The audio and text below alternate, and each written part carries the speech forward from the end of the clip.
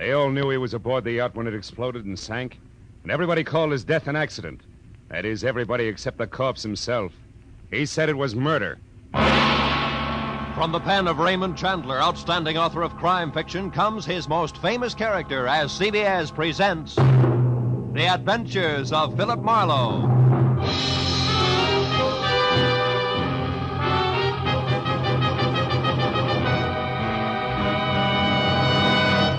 And now, with Gerald Moore, starred as Philip Marlowe, we bring you tonight's exciting story, The Restless Day. It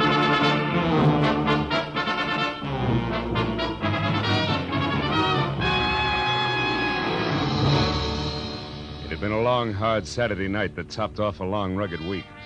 When I finally got to bed dog-tired at 5 a.m. Sunday morning, I was planning to stay there until I'd caught up on all the sleep I'd lost and gained a running head start on the coming week. And by 3 in the afternoon on the day of rest, I figured that job was only about half done. But whoever it was that started riding my doorbell had a different idea. I held out until the buzzer stopped, but it was only a change of tactics, so I gave up. All right, I know when I'm licked. Just a minute. Thank heaven you're in, Mr. Marlowe. Hmm? I don't know what I'd have done otherwise. I'm sorry. It's all right. Here, read this story on the front page. What? No, down here. Oh, yacht explosion, death label accident, huh? Yes. Oh. Mystery blast which destroyed the Rollins yacht at Santa Monica Friday night, and in which Benjamin Rollins, noted cosmetics manufacturer, was killed, was established today by police investigators as accidental. Sorry, I spoke too much. That's all right. The explosion which shattered and sank the 50-foot pleasure boat was caused by a leaking fuel line. Rollins, known to be a chain smoker, is believed by witnesses to have continued on page 7. Never mind, Marlowe. I'll tell the rest. Yeah. Think you'll make it? There are two frightening things wrong with that story. Well, go ahead. Frighten me. First, the explosion was no accident. That fuel line was repaired a week ago. Second, Ben Rollins was not killed. You're shaking my faith in the American press. How do you know all this? Because I am Benjamin Rollins. Yes. Well, look, fella, you better dial 116 on the phone and tell the police all about it, huh? No, that's exactly what I can't do. Someone's tried to murder me. If they find out I'm still alive, I'll be a target for a second attempt. Wait a minute. I need two things right now. One, a cup of coffee. Would you like some? No, milk, if you please. My doctor insists. Okay, come on. The other's a good, solid explanation of why everybody thinks you were aboard that yacht. Well, first, they believe my body was lost in the explosion. You see, I intended to spend the night there because Lucille, my wife, and I had quarreled. Mm-hmm. But I got a call, and I had to go out of town on business at the last minute. I went out to the boat, but only to pick up some papers. I was in a hurry. I must have left the lights on. I'd lost my hat in the wind on the way back. It was found in the water. Apparently, I didn't secure the dinghy because that was adrift offshore. Mind you, I read all this in the paper when I got back this morning. Back from where? Phoenix, Arizona. Figures. I came in on the California Limited. You can check on that. Marlowe, I must know who tried to kill me before they know they've failed. That could be tough. Have you got any ideas? Yes, I have. It might be any one of 3 people. 3? For instance, Walter Pittman, my ex-partner, threatened to kill me less than a month ago in New York when I won another court decision from him. Mm-hmm. Then there's my business manager, a fellow named Slater. I almost fired him last week, the arrogant fool. It's always when I get cross this comes out. I see. And I'm sorry to say it, but Mrs. Rollins would no doubt rather have me dead than alive. That's quite a lineup for a mere cosmetics chemist, isn't it? Yes, it is. Look, you haven't been running lipstick experiments with somebody else's live equipment, have you, Rollins? Hmm? Oh, certainly not. I've been working so hard I haven't time for my wife. To say nothing of another woman. Oh, Marlowe, I'm frightened. I must get to the bottom of this. I'll pay you double your usual fee. Will you help me? Okay, Rollins, it's a deal. If I hurry, I might get in on your funeral. Under the circumstances, that should make somebody due for a very big surprise.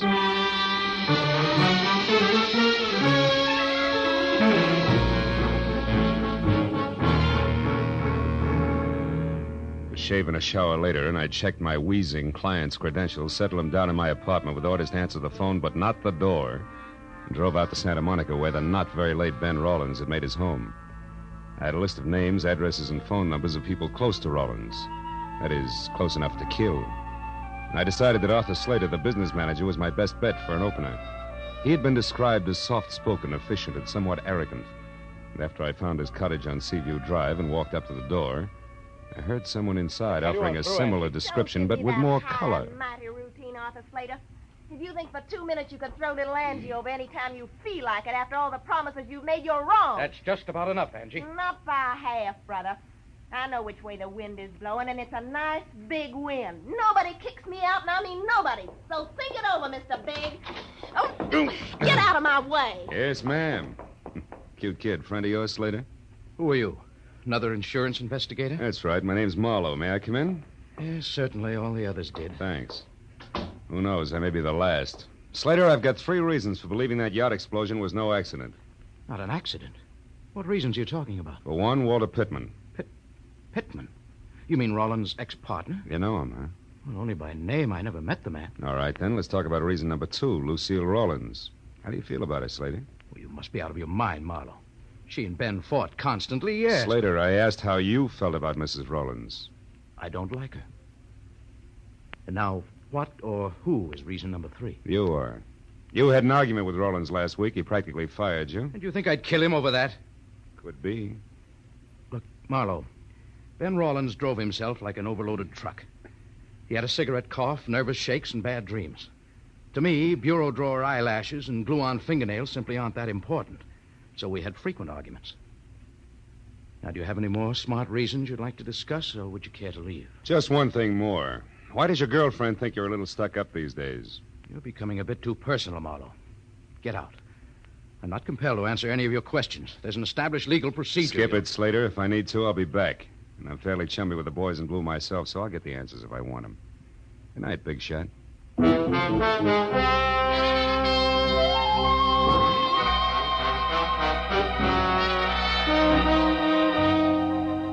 Arthur Slater was like a billiard ball, hard to rub the wrong way. And if he did have an angle, he was playing cagey. So as long as I was in the neighborhood and the trail was hot, I figured I'd have a talk with the Spitfire, Angie. It wasn't hard to trail her. A Kona newsboy had heard her get into a cab. The cabbie swore he'd never forget her. Swore again. So finding her apartment was less trouble than unfolding a $5 bill. When I pulled up across the street from her place, I noticed a big car as big as the average garage and older than last year's college graduate parked in front.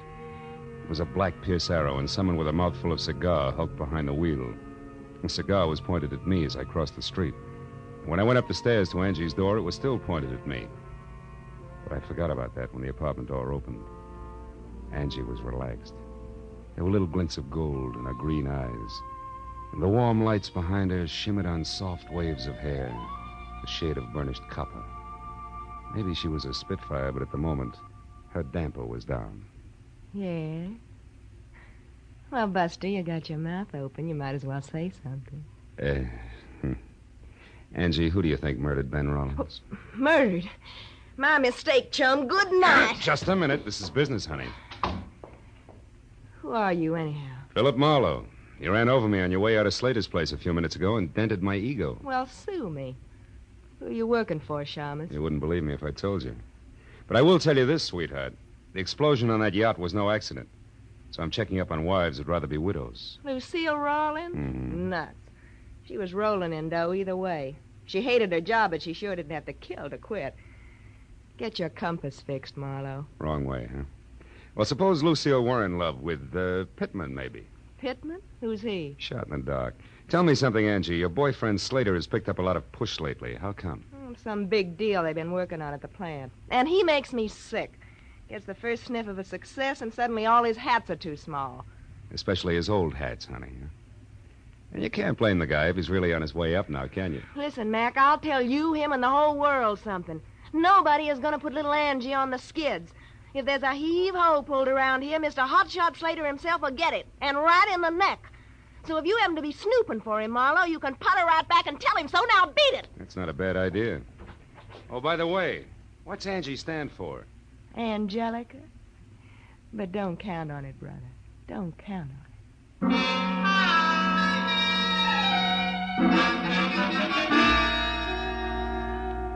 As I went down the front steps, the cigar and the black Pierce Arrow lined up on me again and followed me as I crossed the street and got into my car. It was still pointing at me as I drove away, but after all, the street was public property and the guy could smoke a cigar if he wanted to. Well, by the time I knocked on the front door of the Rawlins home, I was braced for a deluge of tears and a session of red-eyed hysteria. So I was caught off balance by the handsome blonde woman of 35 with a wry, crisp waistline who was cool, calm, and well-collected in green slacks. She introduced herself as Lucille Rawlins. Sit down, Mr. Marlowe. You said you're a friend of Ben's? That's right, Mrs. Rawlins. I stopped by to offer my condolences. But apparently condolences aren't much in order today. No tears, huh? Not even crocodile tears. I'm not a hypocrite, Mr. Marlowe, that's why. I'm merely stunned and confused over this terrible accident, and I'm not sure yet how I feel. Yeah, it was an accident, all right. Especially since that leaky fuel line that caused it was repaired a week ago. It had been repaired? Oh, yeah. It's interesting, isn't it? Who are you, Marlowe? I'm a private detective, and I know a lot more than that. I know, for instance, that the insurance on the boat alone will keep you in pretty doodads for several years. And that's only a drop in a bucket. Mr. Marlowe, I think you'd better leave. And I think you better climb down off that high horse and listen. Because I haven't even started yet. Ben was a hated man by Pittman, by Slater, and maybe by you. And I can prove he didn't die accidentally, baby, so I'd like some nice straight answers, huh? When did you see Pittman last? I've never seen Walter Pittman. I don't even know what he looks like. Ben and I were married 2 years ago. He broke with Pittman long before that. But you're pretty chummy with Arthur Slater. That's a lie. Why, we hardly spoke until a week ago. You picked a poor time to get friendly, baby. Listen here, Marlowe. Mr. Slater, I ran into each other purely by accident one afternoon last week. I happened to stop in at a small bar in downtown Los Angeles. Mr. Slater was there at a table talking with some man, a stranger to me. When he saw me, he came over. He seemed upset. So upset. Wait a minute. Is there anyone else here now? Well, no. My maid went out to the movies. What's the matter? I heard something, a noise. Sounded like it came from the service boys. Come on, let's have a look. Well, I don't know what any... Hey! The lights went off. Somebody turned them off. You better... Lucille, look out!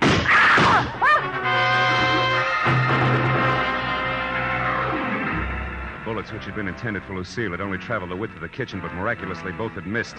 Whoever had thrown them moved out fast, because when I got through the service porch and into the backyard, nothing stirred, except the restless ends of a pepper tree. But a second later, a heavy, clanking motor roared on the side street, and I got to the fence just in time to see a boxcar on rubber tires skid around the corner. It was a black Pierce Arrow.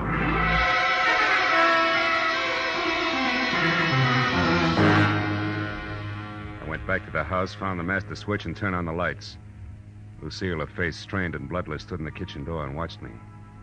A hole had been punched in the back screen door, and on the floor was a strange object which had been used to unhook the lock. It looked like an oversized bobby pin wearing rubber pants, which didn't mean a thing to me. But to Lucille, who stared at it like it was a centipede she just found in a cream puff, it meant plenty. Ben. What? It's like Ben himself was here. Like he wasn't killed at all. What are you talking about? What is this thing, anyway? I don't know. Part of some new invention he was working on. For the last month, Ben carried 2 or 3 of these things with him everywhere. Look, Lucille, where's your phone? Right there. Oh. But, Marlowe, you don't suppose... Who are you going to call? Friend of mine. He'd better be in, too. Go. Marlowe. What's the matter, Marlowe? Busy? Yeah, busy. He's either talking to someone or he's gone out after leaving the phone off the hook. And either way, Lucy, that makes my friend very busy.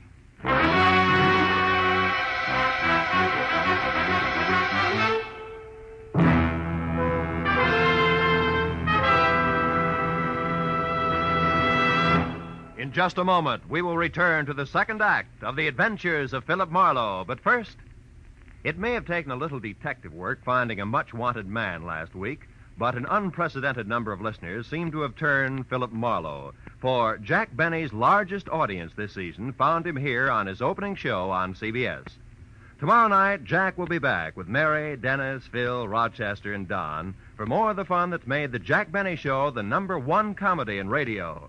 You'll find him right here on CBS every Sunday at 7 Eastern Standard Time. And now, with our star, Gerald Moore, we return to the second act of Philip Marlowe and tonight's story, The Restless Day.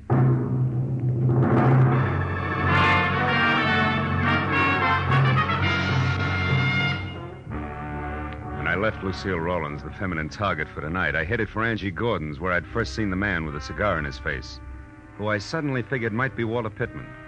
And as I drove, I felt like my brains had spent the night playing leapfrog in a squirrel cage. Because any way I call the dice, every one of my clients suspected of murdering him somebody else. And just to keep things from making any sense at all, I suspected my client. I pulled up near Angie's and saw the Pierce Arrow parked, lights and a man with cigar out. When I got close to the bungalow door, I knew that the lady was at home. Now, look here, and that she was receiving a gentleman caller, more or less. Tell me your name is Smith, which incidentally I don't believe. And then you start asking a lot of very personal questions. How cozy. Now, please, you do not understand.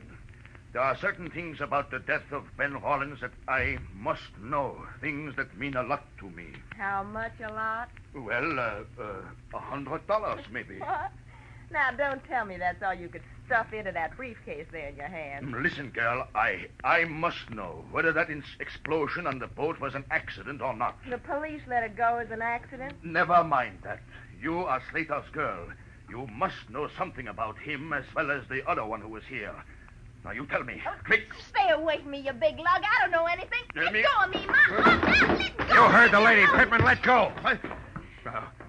How do you know my name? I read tea leaves. And while we're all asking questions, do you mind telling me why you were throwing bullets at the chinaware on Mrs. Rollins? I did no such thing. I don't even know Mrs. Rollins. You're a liar, and it's dull as the sauerkraut. The gun in your pocket will prove it. I have no gun in my pocket. Here, look for yourself. All right, I will. But if it's all the same to you, I'll start with your briefcase. Give me that. Why, so you can get to the gun first? No, because All right, Mr. Smart Man. Go ahead and look.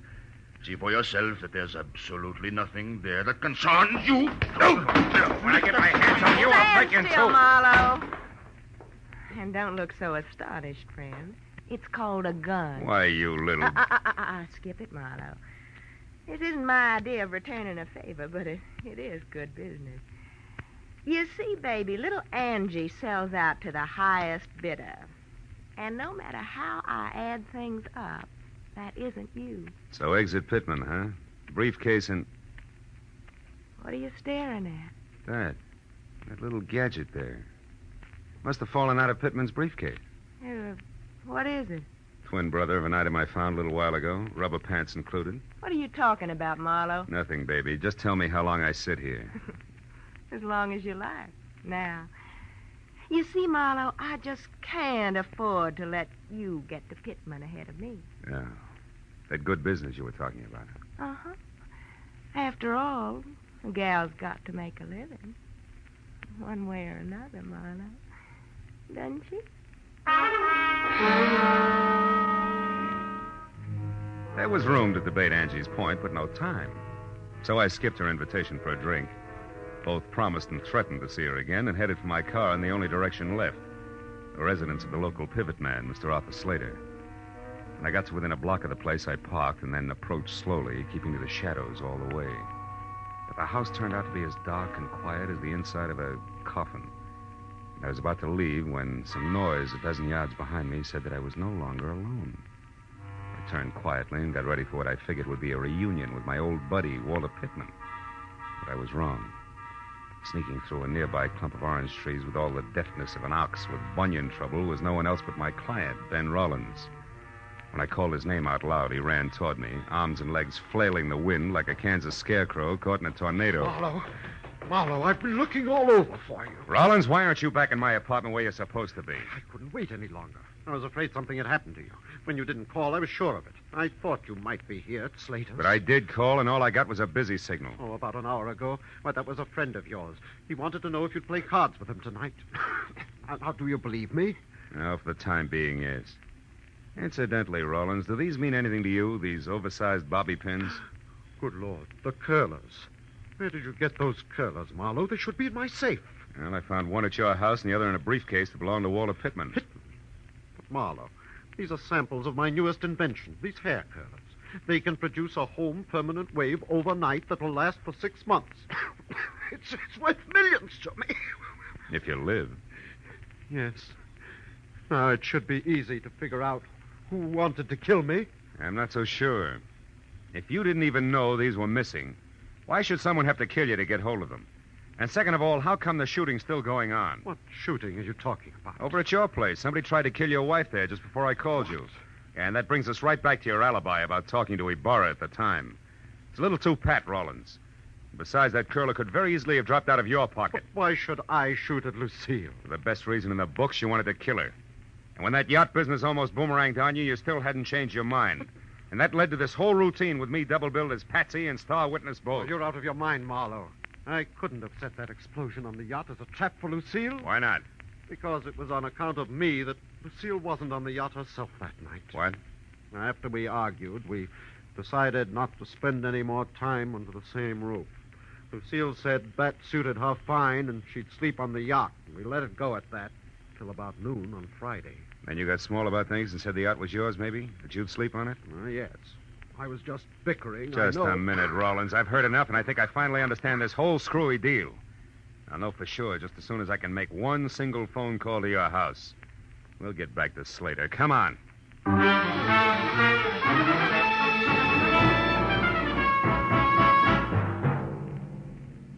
When I got to a telephone and through to the maid at the Rollins place, I was almost positive that in another minute I'd have both a solid answer for my client and a couple of clumsy customers for the law.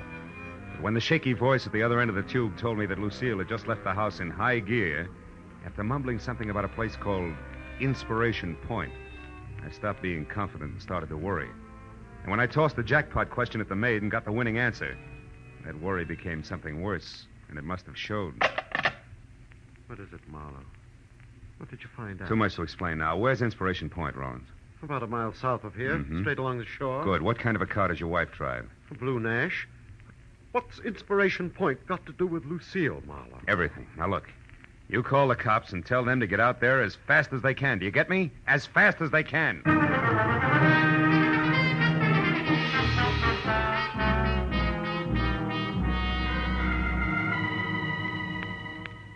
Inspiration Point turned out to be an acre of windswept rock that overlooked the cold January sea. And after I saw Lucille's empty car, I crept, staggered, and fell down the narrow, winding trail that led from the road to the promontory itself. I was afraid that I was going to be too late to stop what I was sure was a hastily scheduled murder. But a minute later, when I rounded the last crazy turn in the trail, I felt better. Because standing only a couple of yards away from me, her hair slapping wildly against the upturned collar of her coat, and very much alive, was Lucille Rollins. I was about to breathe a sigh of relief when suddenly I caught the expression in her eyes. I turned to follow the line of her unblinking gaze, and I knew that I hadn't arrived any too soon. Because the lady was being held at the point of a gun held by Arthur Slater. I closed my hand tight around the cold .38 in my pocket and moved closer. When you called me at the house, you said that my husband was alive and with you. Why did you lie to me? Because I knew that would bring you running. And I had to be alone with you, Lucille, so I could do what I missed doing last time. Last time? You mean the yacht? You did that? Yes. But somehow or other, Ben was out there instead of you. So that accident was a waste of time. But this one, the bereaved wife who jumped or fell to her death from the edge of Inspiration Point, won't be. But why, Slater? Why do you want to kill me? There's no time to explain, Lucille. And we'll take time, Slater. Marlowe, you! Yeah, me. Marlowe! Marlowe, he's going to kill me. Yes, honey, I know. He had to. But why, Marlowe? Why? Because he stole your husband's invention to sell to Walter Pittman. He was going to go into business with him. And now when the cops get here, he's going first to a hospital and then to jail. A grand larceny and attempted murder. Attempted murder? What about Ben, Marlowe? Ben was a near miss, honey, nothing more. You'll see what I mean in a minute.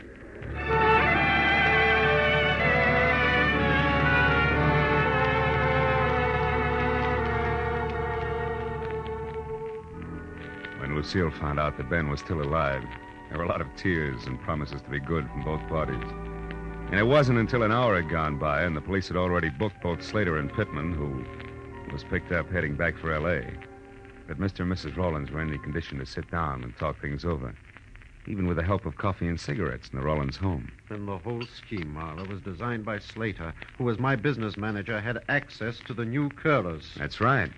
Knowing how Walter Pittman felt about you, Slater secretly contacted him to handle the manufacturing end, you see? Yes, I see.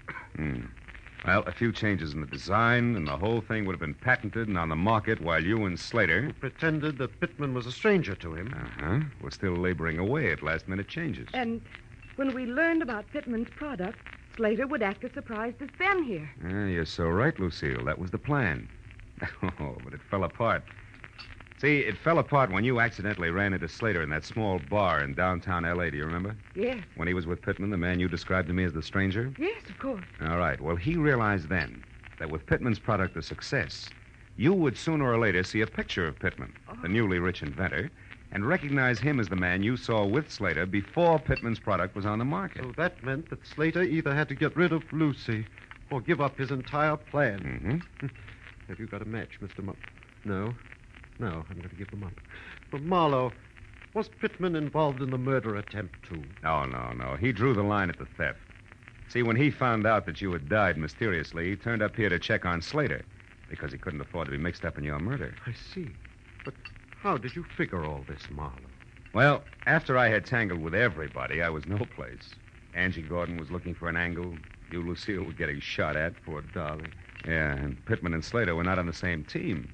At least as far as the business on the yacht was concerned. Nobody seemed to have a clear-cut motive. But when I told you that Lucille herself was supposed to stay on the yacht that night, you had the answer. That was the time. After I called your house and asked the maid the jackpot question, which was, who aside from you, Ben, knew that Lucille was going to sleep on the yacht Friday night? And she said Slater, didn't she? Yeah. Said something else, too. She also said that you had left for Inspiration Point in a big hurry. Yes. Then Slater tried to kill me first on the yacht, second in the house here, and finally out on the point. Mm-hmm. But in the end, it worked out fine, darling. Because the third time was the charm. For us.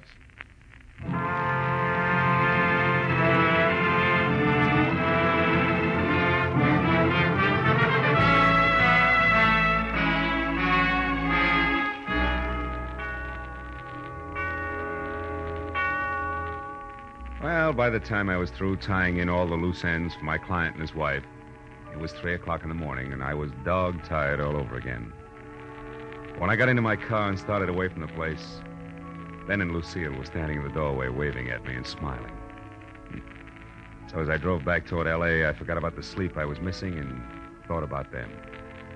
A couple who couldn't get along until one or the other of them had been robbed, dynamited, and shot at. Yeah, I guess it's really so. As the old bromide has it, the path of true love never does run smoothly. It's smooth. Oh, well.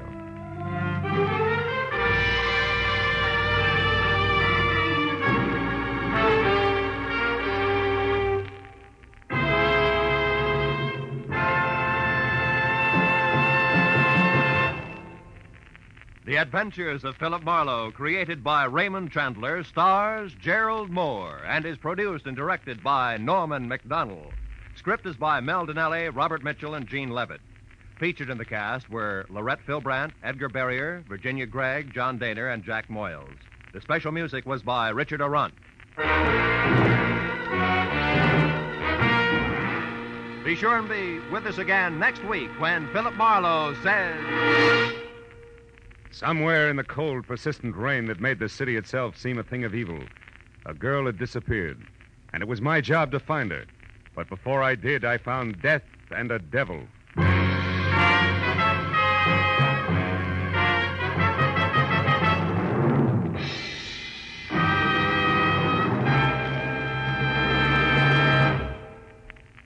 The Jack Benny Shows on CBS Sundays at 7 Eastern Standard Time, and comes right in the middle of 90 minutes of wonderful comedy on CBS's new early Sunday evening lineup. Immediately preceding Jack's show, you'll find Spike Jones and a Spotlight Review at 6:30 Eastern Time. And following the Benny Show, Amos and Andy take over with their inspired humor. Listen to Spike Jones and Amos and Andy over most of these same CBS stations tomorrow, flanking Jack Benny. They add up to 90 solid minutes of merry Sunday listening on CBS. Now, stay tuned for Gangbusters, which follows immediately over most of these stations.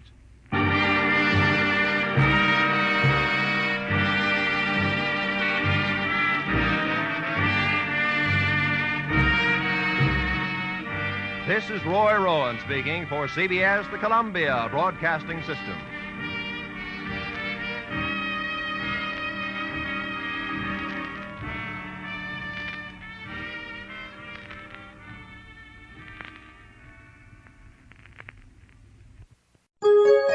VintageRadioshows.com.